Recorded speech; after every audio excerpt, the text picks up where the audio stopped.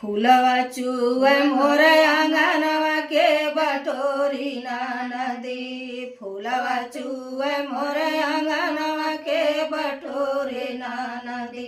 4 महीना हुए गरमी क दिनवा। 4 महीना हुए गरमी क दिनवा।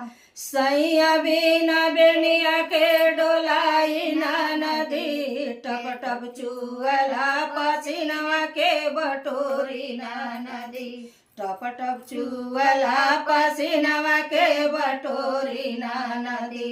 फूलवा चुए मोरे आंगनवा के बटोरी ना नदी। 4 महीना हुआ बरखा क दिनवा। 4 महीना बरसात क दिनवा। सैया बिना मड़ई के छवाई ना नदी। टप टप चुअला पसीनवा के बटोरी ना नदी। टप टप चुअला पसीनवा के बटोरी ना नदी। के बटोरी ना नदी। के बटोरी ना नदी। फूलवा चुए मोर